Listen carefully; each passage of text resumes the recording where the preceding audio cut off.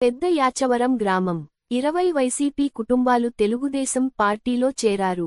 ఈరోజు మార్కాపురం శాసనసభ్యులు శ్రీ కందుల నారాయణరెడ్డి గారి సమక్షంలో మార్కాపురం మండలంలోని పెద్దయాచవరం గ్రామానికి చెందిన 20 ఎస్సీ కుటుంబాలు తెలుగుదేశం పార్టీలో చేరారు.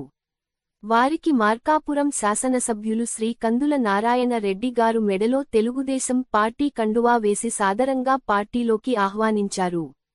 అనంతరం పార్టీలో చేరిన వారు మాట్లాడుతూ రాష్ట్రంలో ముఖ్యమంత్రివర్యులు శ్రీ నారా చంద్రబాబు నాయుడు గారి మరియు మార్కాపురం నియోజకవర్గంలో శాసనసభ్యులు శ్రీ కందుల నారాయణ రెడ్డి గారి చేస్తున్న అభివృద్ధి పనులు, సంక్షేమం మరియు దళితులు క్రిస్టియన్ సోదర సోదరీమణులు పట్ల వారికి ఉన్న చిత్తశుద్ధి చూసి తెలుగుదేశం పార్టీలో చేరుతున్నామని అన్నారు. ఇకనైనా భవిష్యత్తులో కష్టపడి పని చేసే వారిని ఆదరించాలని కోరారు.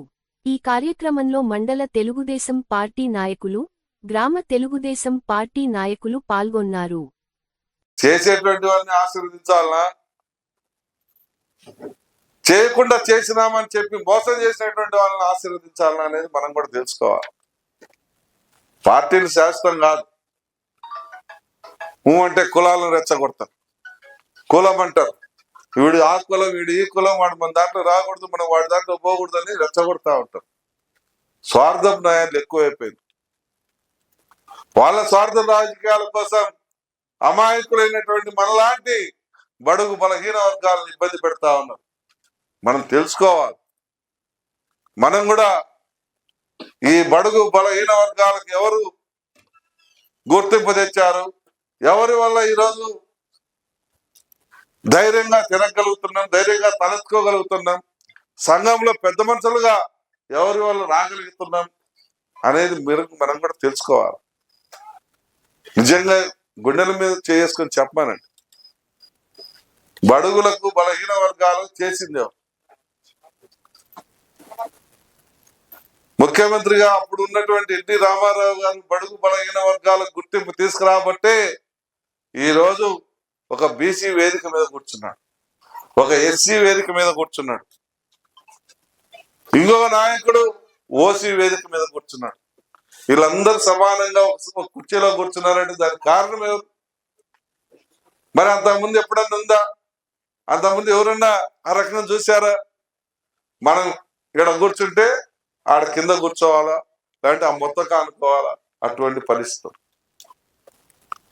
మరి ఇన్ని మంచి చేస్తున్నటువంటి, ఇన్ని రకాలుగా మనకు ఉపయోగపడుతున్నటువంటి వాళ్ళని మీరు ఆదుకోవాలన్నా, అండగా నిలబడాలన్నా లేదా అనేది మీరు కూడా తెలుసుకోవాలి. ఈడ పార్టీలకు అతీతంగా పనిచేస్తా ఉన్నాం. ఈ పార్టీ ఆ పార్టీని చూడటం లేదు. ఈ ఊర్లో మన పాలెంలో పిఎం సూర్య గారి కింద ఎంత మంది పెట్టుకుంటారో అంతమందికి ఏమని చెప్తా ఉన్నాం. పార్టీ చూడొద్దని చెప్తా ఉన్నాం.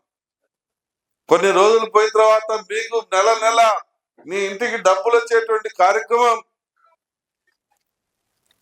ఈ ప్రభుత్వం ముఖ్యమంత్రి చంద్రబాబు నాయుడు గారు చేస్తా ఉన్నాం.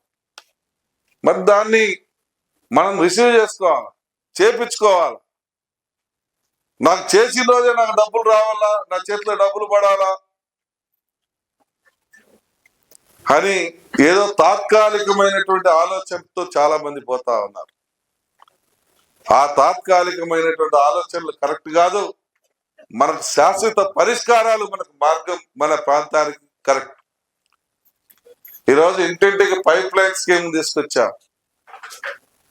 1290 కోట్ల రూపాయలతోటి ఈరోజు మన నియోజకవర్గంలో ప్రతి ఇంటికి ఇలా ట్యాప్ కనెక్షన్ వస్తుంది.